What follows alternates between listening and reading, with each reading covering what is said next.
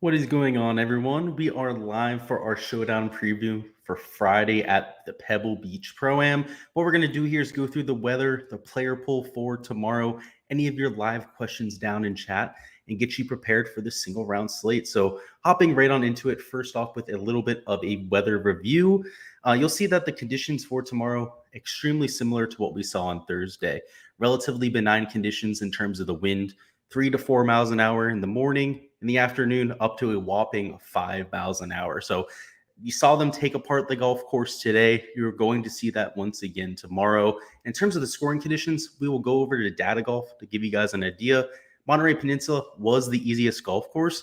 Early on in the day, that was not the case. You actually saw Pebble Beach edging out Monterey Peninsula. So if we were to split this by wave, you'll see that, right? In the morning, it played to 8/10 of a stroke under par. But in the afternoon, for whatever reason, it played 2 strokes under par. Obviously, that could have been due to variance, but if we go over here to Pebble Beach, you'll see that it was relatively consistent through the day. And you can see led to a 1.2 strokes under par average. Whereas over at Monterey Peninsula, we had 1.5, right? So early in the day, it looked a little bit weird. We were seeing something at Pebble Beach that we hadn't seen for quite some time. But by the end of the day, it ended up neutralizing. So numbers always end up panning out in the end, even if in a small sample size, some wonky stuff ends up happening. And for the rest of the weekend, I expect that to be the same case. Of course, Spyglass Hill was the hardest of the 3 golf courses, playing just over par. This is a par 71, so the scoring average was just 71.23. But of course, in relation to par, which is what matters when it comes to fantasy, winning a golf tournament, that type of thing, was the hardest of the 3 venues. Let's hop over to the player poll, hop right on into it. I see a few of you guys are already down in chat. Tom says, when looking at tee to green, is a lower number better? Is it bad if there is a minus by their name for Showdown? So for tee to green, you want a higher number. You want guys that are good with shots gained tee to green. So much like the other shots gained metrics, the more shots gained a player is in that category, the better they are.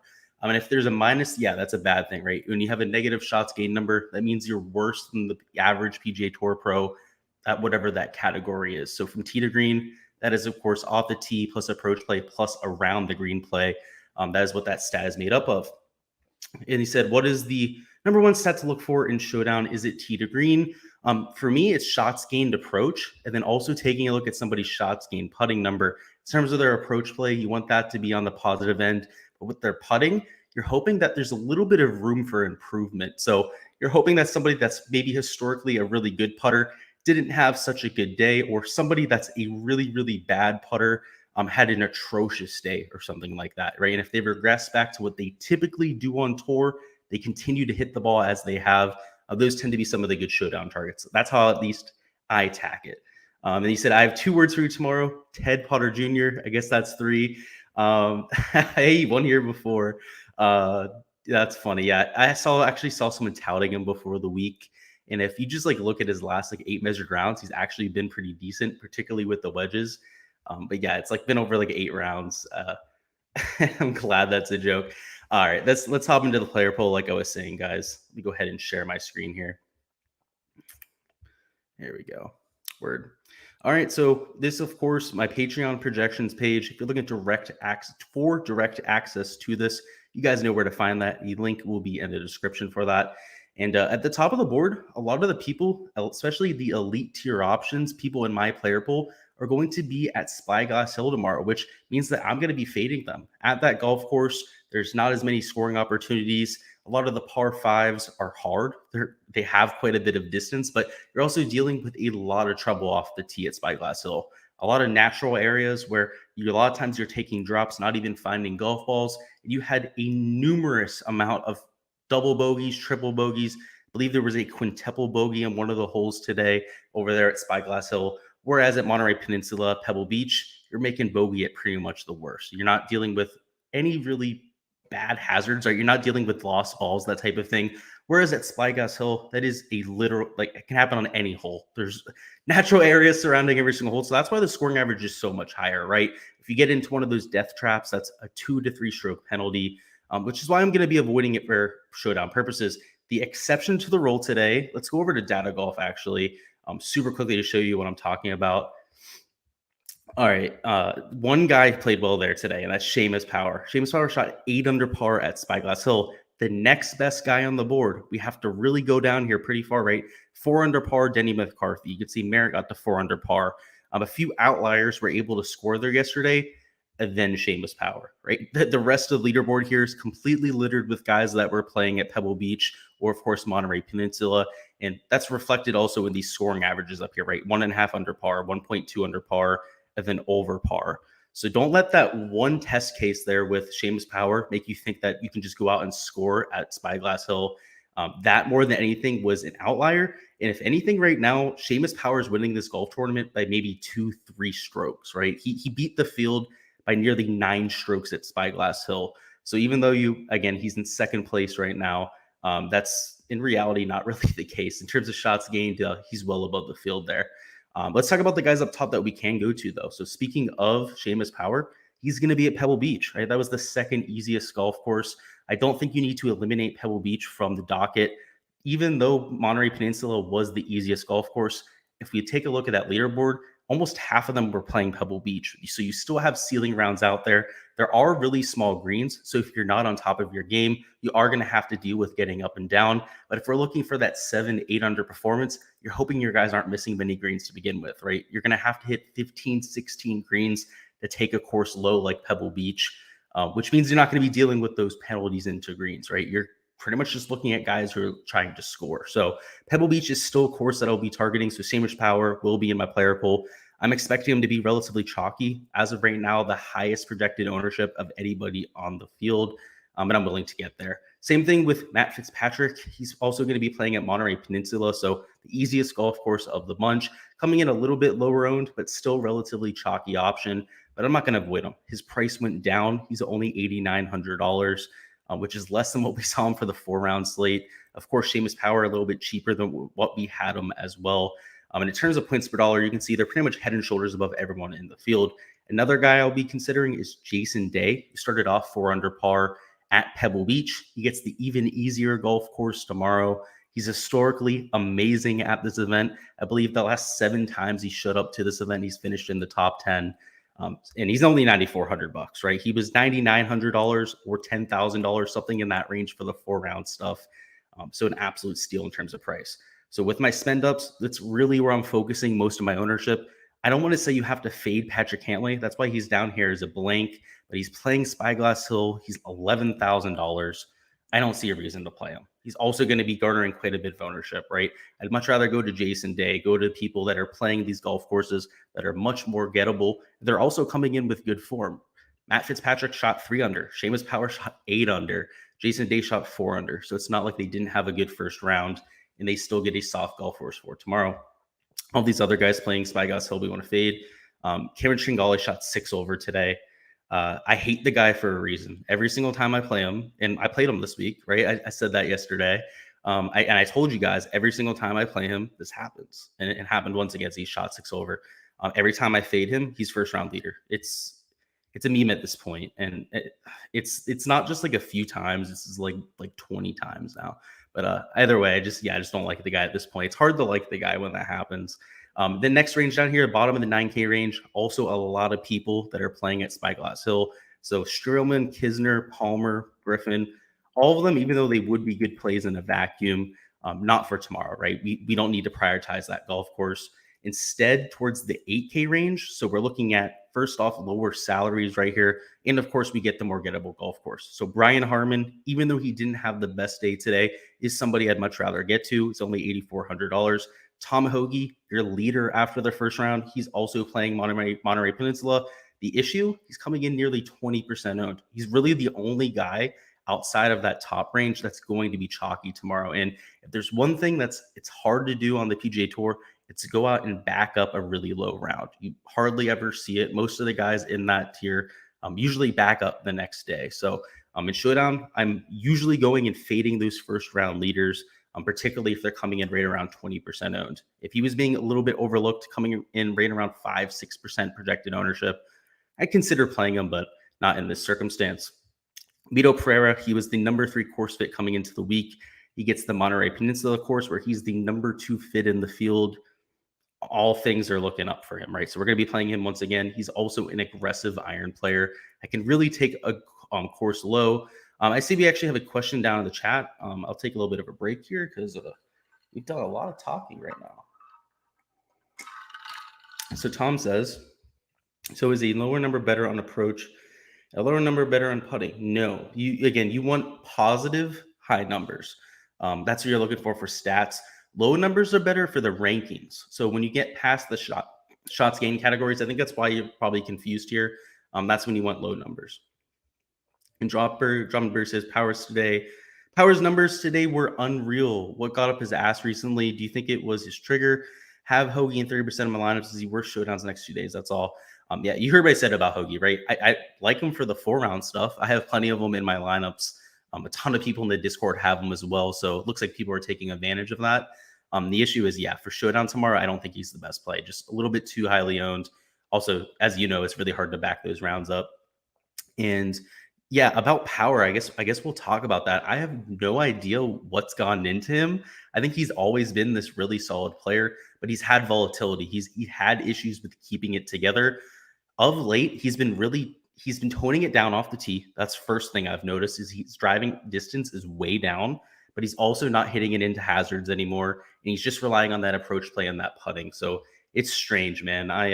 You said I have a Power straight bit in Jordan Spieth. I'm not sure what you meant by the first. You meant you have Power. I don't know what you meant by straight bit, but Jordan Spieth. Yeah, I hope Jordan Spieth has a good week as well. I believe he's 3 under right now. We're gonna get to him tomorrow, right? So he's playing Spyglass Hill tomorrow. So he's not going to be somebody that we're playing for Friday Showdown, but for Saturday Showdown when he's over at Monterey. No, he's not. He's going to be at Pebble Beach. He'll be somebody to consider. Yeah, man, he's my favorite player in the world. So I completely agree with you. Hopefully they win. Yeah, hopefully Spieth wins.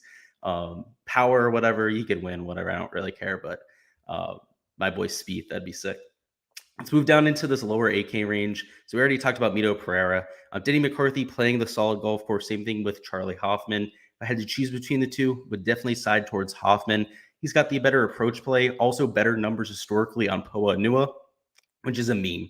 Denny McCarthy's like the best putter in the world. I don't think anybody would really contest that. Maybe for clutch putting, right? You can see somebody like a John Rahm, but in terms of the pure shots gained numbers, Denny McCarthy is by far the best putter in the world. And Charlie Hoffman's still a better putter on Poa Nua for his career. So the ball striking is clearly in another class for Charlie Hoffman. So I like him a little bit more. But there's one thing Denny McCarthy can do. It's score and Showdown. Every once in a while, he puts up those 7-8 under rounds. Because again, the guy's simply the best putter in the world. And if he has the magic broomstick working, you're going to have him in Showdown, quite frankly. It's just he's going to shoot 7 or 8 under par. It's just what happens when he has that working. Matt Jones had a horrible day today. I have no idea what he ended up at. He was playing Spyglass Hill. I'm willing to play him in Showdown, just first off, because he's going to be extremely low owned. This 10% number right here is probably even a little bit high. He's somebody who just a few weeks ago was massive chalk at nearly $9,000. He's a great course fit here. Australians have had a lot of success at Pebble Beach in the past. So at $7,600, I'll be investing in him. Again, he had a horrible day today.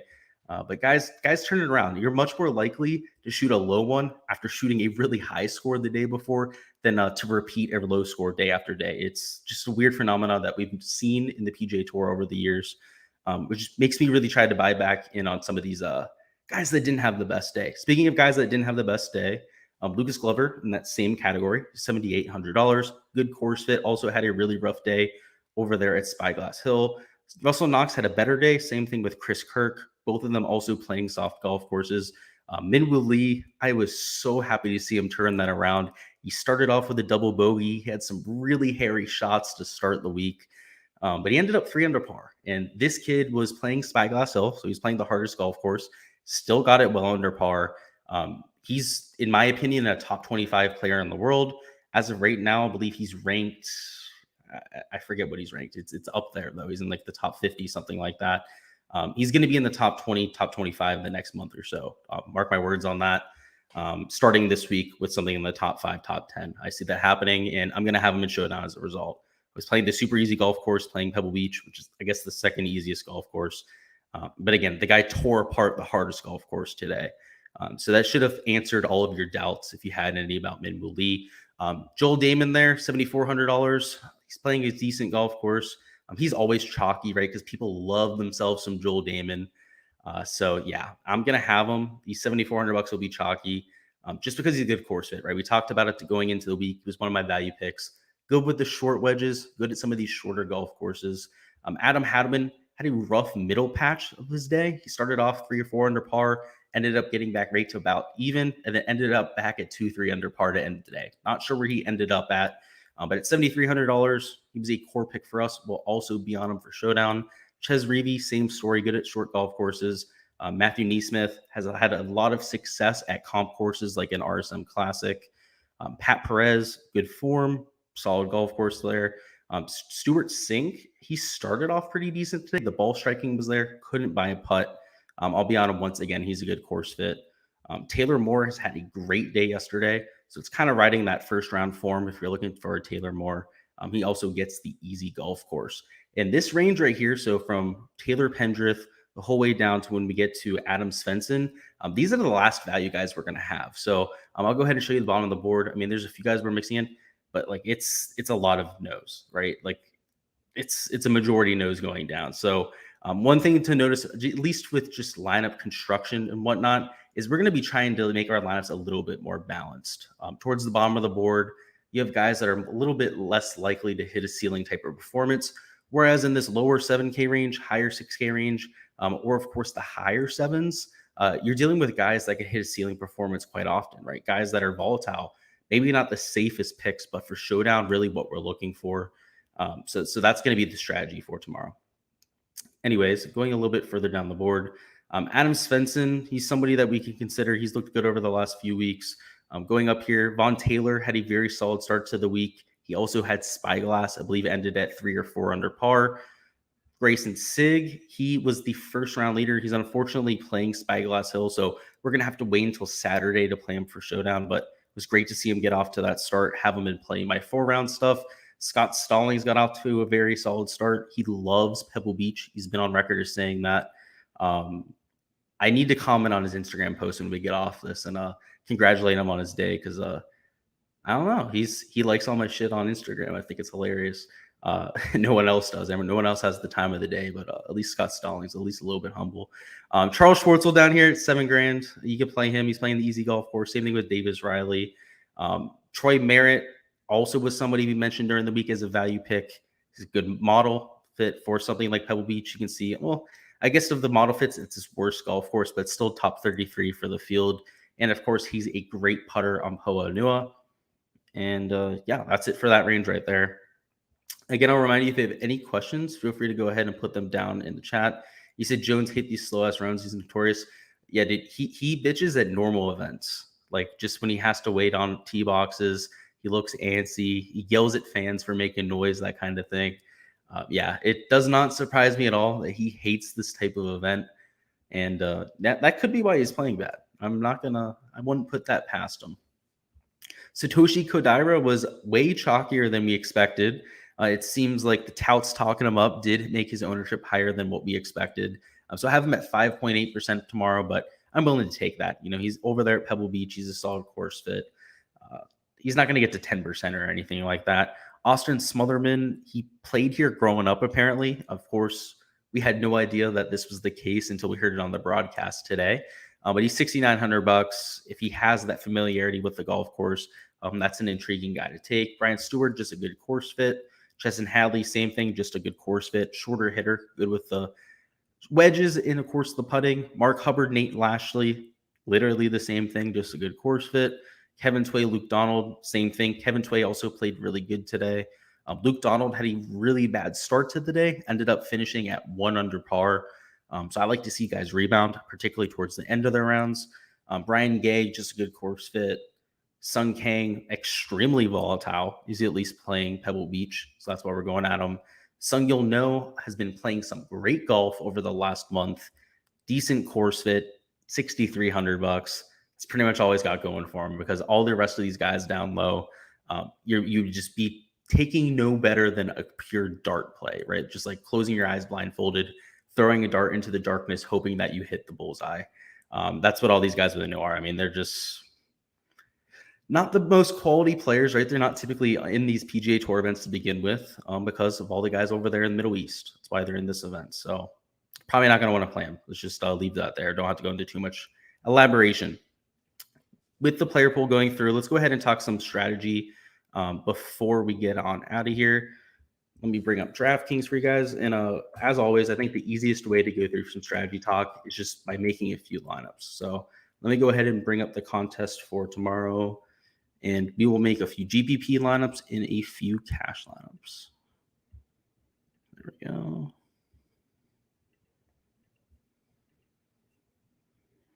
And we'll check on chat before we get into this. You said the guy you're thinking of that yells at the crowd is twitchy is the douche from England. Do you mean Terrell Hatton, or is that Paul Casey? I think it might be Paul Casey that you're talking about, because I've heard Paul Casey yell at the crowd before, or it's Terrell Hatton. I don't know. It could be Terrell Hatton. He's a fiery character as well. All right. So first off with the GPP lineup, right? So like I said before, at bottom of the 6K range, you're not dealing with guys that have ceiling performances in them. They'd be nothing more than a pure punt play. So we're going to try and live in, at the worst, the bottom of the 70K range. We might have to take one guy that's right around $6,700, $6,800, but that's about it. So when we're starting our lineups, I don't think we have to force in a Cantley or a Spieth. Already talked about how they're playing Spyglass Hill. That's not going to be ideal. Starting lineups out with Seamus Power would make a whole lot of sense. The guy looks like an absolute machine today. $9,300. We could also go to somebody like a Matt Fitzpatrick, right? If we did that, it doesn't look like it hurts our average salary remaining too much. Leaves us at right around $8,000 remaining. Let's go ahead and see what that would look like, right? We can tinker around if we need to, particularly because I just like these guys a whole lot tomorrow. I think that both of them are probably the best plays on the slate.